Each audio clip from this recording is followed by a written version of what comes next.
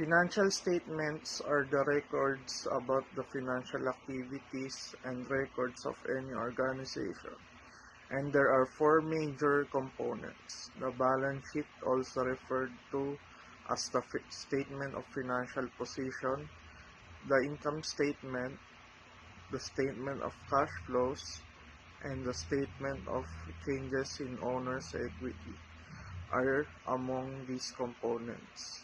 Balance sheet, or also known as snapshot, represents the financial position of the given period.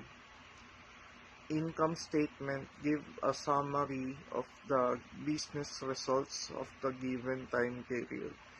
Changes in equity shows the beginning and ending balance where you can adjust the business activities. Today, allow us to discuss horizontal and vertical financial statement analysis. But first, let us introduce ourselves. Hi, I am John Severin Liwa. Hi, I am Neil Joshua Mahusay. Hi, I'm Catherine Anusden. Hi, I'm Mary Juliana May P. Los Bañas. And I'm Franco Manuel Andero. Sit back, relax, and enjoy. Prior to beginning the horizontal and vertical analysis, it is important to understand what it is and why it is necessary. So first, horizontal analysis is the method of comparing and analyzing financial results of different accounting periods in each financial statement account and element. The comparison of past financial data over a number of reporting period is known as a horizontal analysis. When compared to the data for the bracketing periods, it is used to determine whether any figures are unusually high or low. If so, this may prompt a thorough study into the causes of the difference. Vertical analysis or common size analysis is the method of analyzing financial results, expressing each financial statement, account, and element as a component of a base. A financial statement's vertical analysis is a relative analysis in which each line item is presented as a share of another item.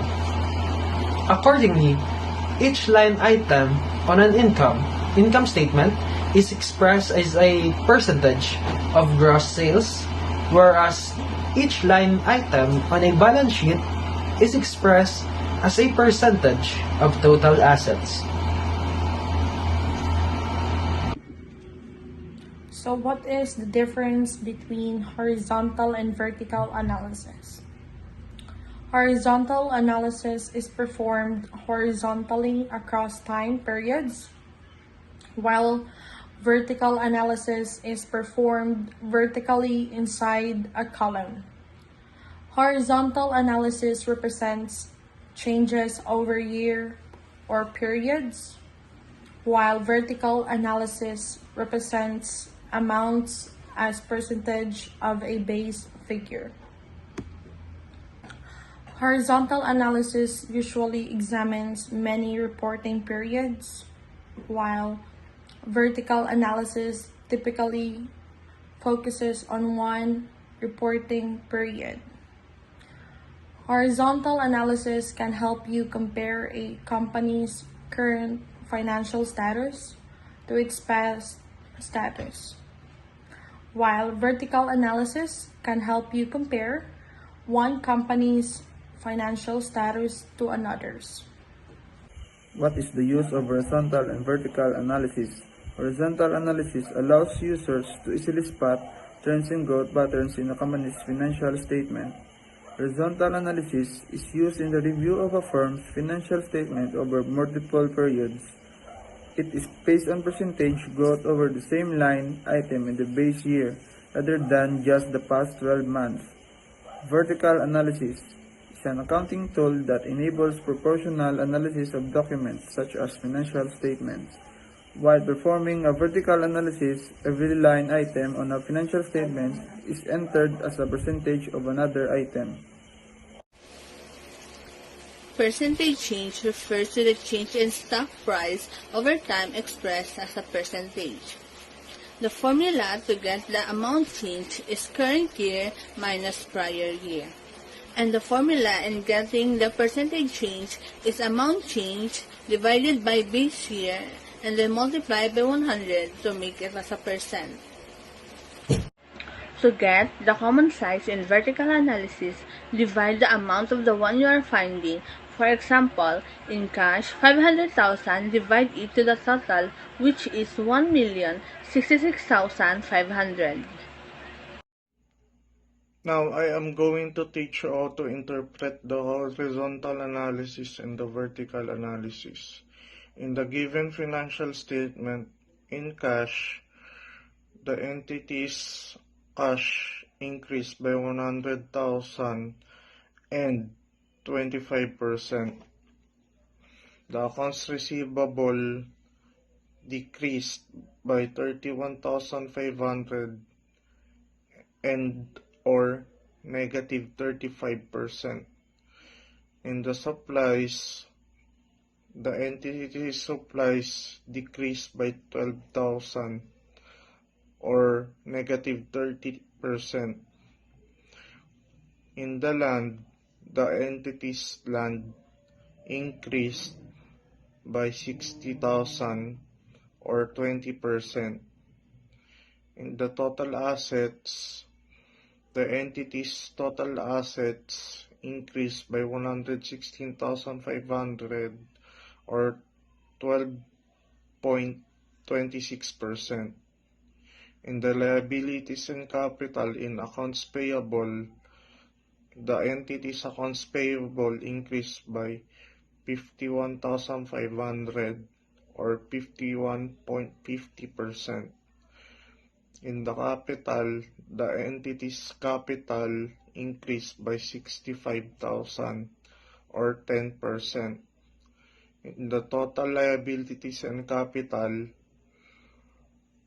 the entity's total liabilities and capital increased by 116,500 or 12.26%. Now let's proceed to the vertical analysis. The entity's cash is comprised of 44.88% of the entity's assets in 2020. The entity's accounts receivable is comprised of 5.47% of the entity's assets in 2020. The entity's supplies is comprised of 2.63% of the entity's assets in 2020. The entity's land is comprised of 33.76% of the entity's assets in 2020. The entity's equipment is comprised of 11.25% of the entity's assets in 2020.